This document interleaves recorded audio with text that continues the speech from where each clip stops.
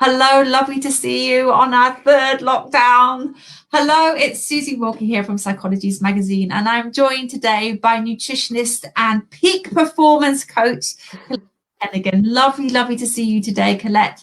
I know that we're interviewing you today about your brand new book that's just come out, How to Have the Energy. Oh, yes. Now, I love your title, but I also love your subtitle, which is your 9-point plan to eating smarter, improving food and feeding your potential. What a great title. That's really cool. Welcome, Colette. Thank you very much, Susie. Very excited to be talking to you today about this. I know, but it's a weird time, isn't it? It's a very strange time. We're just in our third lockdown. And I think anything we need right now is kind of sustainable energy to get us through. I once, more fool me, ran a marathon. And I remember getting to the kind of 20-mile mark and thinking, oh my goodness, I've got to do another 6 miles and I don't know how I'm going to do it. And that's what this third lockdown feels like. It feels like we've got to find some energy somewhere to get through this last kind of quite brutal kind of lockdown in the middle of winter when the snow's falling, it's raining, it's snowing, it's dark. Absolutely. Where do we start, Colette? You know, what's your advice for us today? Well, my first advice is that it doesn't have to be like an overhaul, or it doesn't have to be like a big shift in what you're doing right now. And I think that's usually the challenge to changing what you eat, is that you kind of think, oh, I'll do that when I've got time. And obviously right now we don't feel like we've got spare capacity to be investing in ourselves in that way. So we think, oh, we'll do that later, perhaps at the end of this lockdown, hoping that there's never another. And, you know, things get put on the back burner. So I say the first thing is just to kind of recognize it doesn't have to be huge. In fact, it can be really, really small, and it can be something that you don't need special equipment for, that you don't have to kind of go and buy these really expensive ingredients or anything else, or become a chef overnight. But actually, you just need to start doing it consistently. So hopefully I'll be able to share a few of those things with you, but just get your mindset of that it doesn't have to be huge, you know, these changes to make a difference to your energy. Okay, so let's say we've got a lot of working mothers right now trying to run their businesses, do full-time work, as well as bring up their children, homeschool children. It's really challenging. And when you're not sleeping, you've got low energy.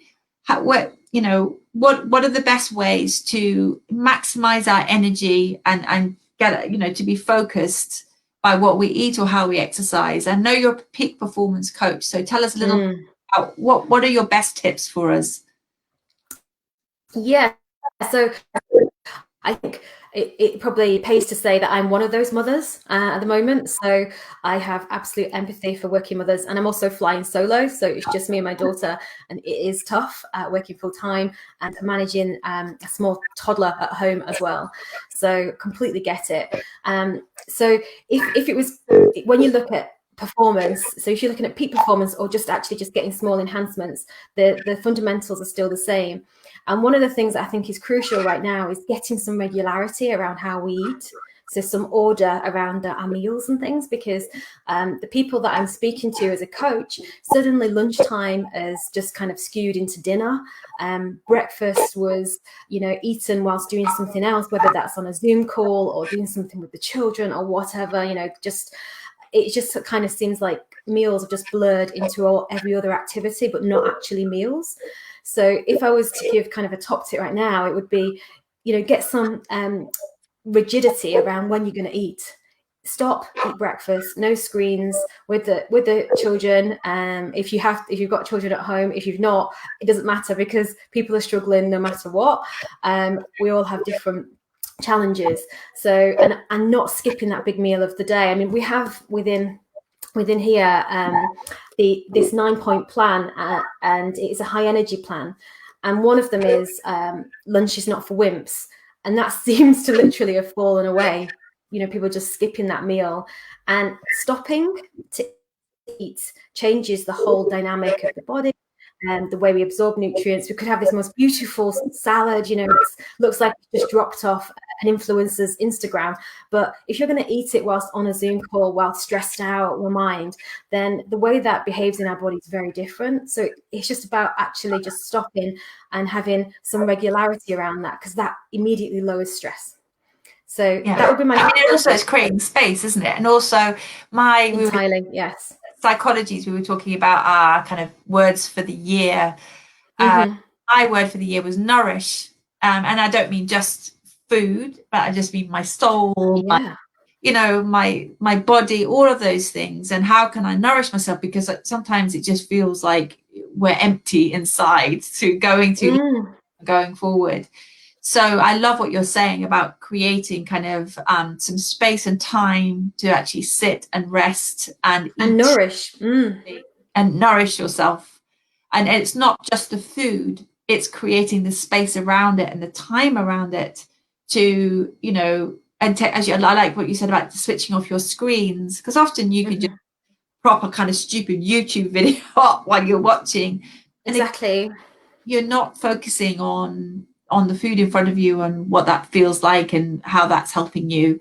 What should we eat? What should we maximum energy? What I mean, there's lots of advice out there at the moment, but for energy and for sustenance and for nourishment, what are the 5 things that we should all be including into our diet, this week? Oh, brilliant question. Thank you for that. Yeah. So, that's the key to it all, really, is the application.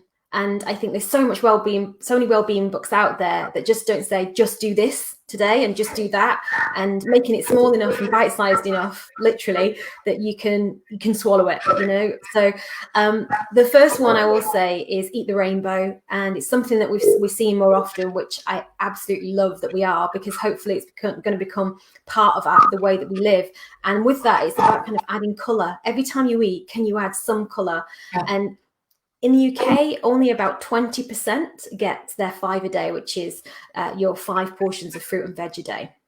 And this is absolutely correlated to the way that we feel, our energy levels, and also things like sickness and chronic disease as well. But just talking about energy right now, how you're going to feel that afternoon, if you've eaten some colours that morning, if you've, had some vibrancy in your, all of this is going to add to your vibrancy. So just thinking about adding an array of colours each time you eat. And so that's why it doesn't have to be difficult. You could just have bought a pack of cherry tomato, cucumber, or it could be that you really like things like berries and things. So it's just, how can you add them in and start where you're at? Don't kind of compare yourself to somebody else that's already having 15 portions and now they're having 30. It's about, if you're having honestly 1 a day, could that be 2? And this week, could you just be adding a bit of colour each meal and just upping that for yourself? There's always an upgrade to be made when it comes to colour, that you can just add something else in. You're not restricted to salads by any stretch. Think right now, soups, stews, curries, all this stuff. Even if you're buying stuff that's already made, you can quickly chop something and just throw it into that when you're warming it up. And not to be kind of, give yourself limits of what it should be or what it shouldn't be. So that'd be the first one. Yeah. Can I just ask you there? I mean, another question just popped into my mind, but it's this piece about eating the colours. And is there anything we should be, so for energy, but also for our mental health? So many people are struggling. Sometimes I feel like I'm kind of falling off the edges, holding all together, juggling childcare, the running the magazine. Is there anything that's particularly good to kind of nourish ourselves and for brain food, to kind of keep ourselves calm, eating for calm, for our anxiety? What can we eat that will help that?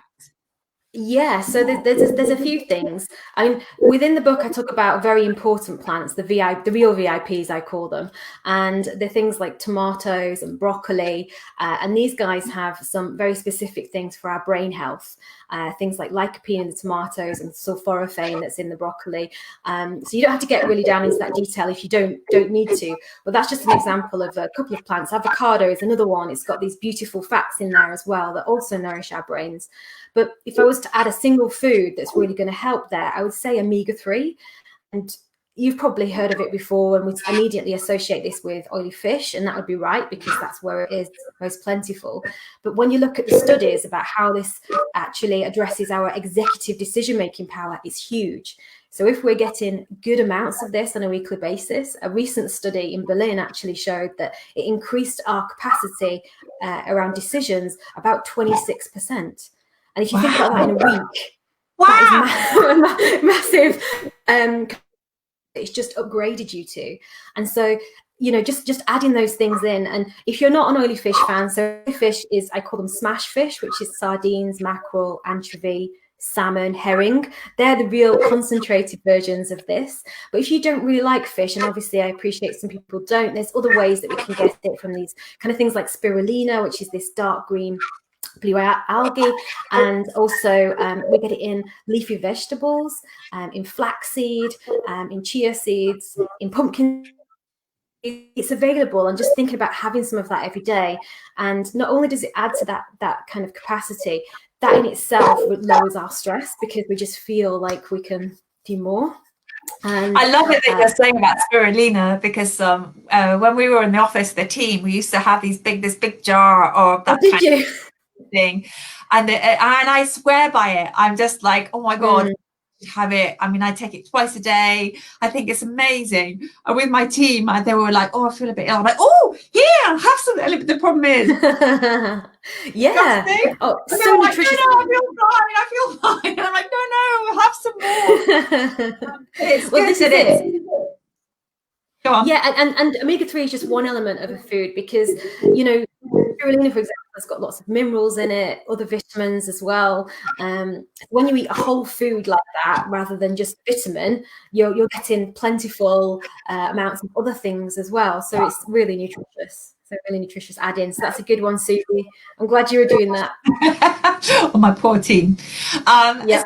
So okay, so we're eating for energy. So the eating the rainbow, omega-3s, which is really important. Brain food, yes. Brain food, you know, in terms of, you know, we can enhance, which is an amazing stat. We can enhance. It's huge, isn't it? Yes.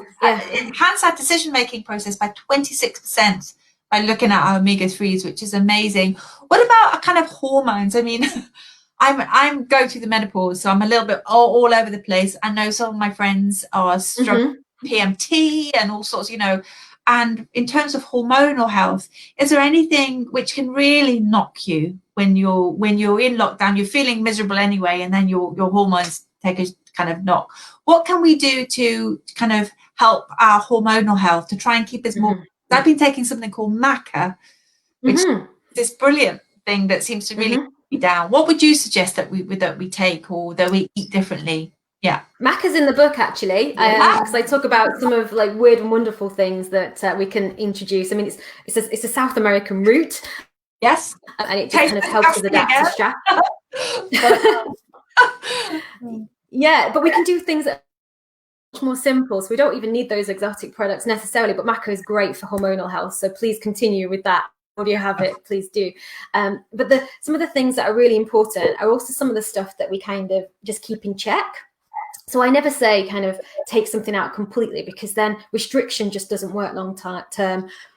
As soon as we tell people not to do something, you know, I know myself, that's the first thing I want to do. But alcohol is not your friend at this time.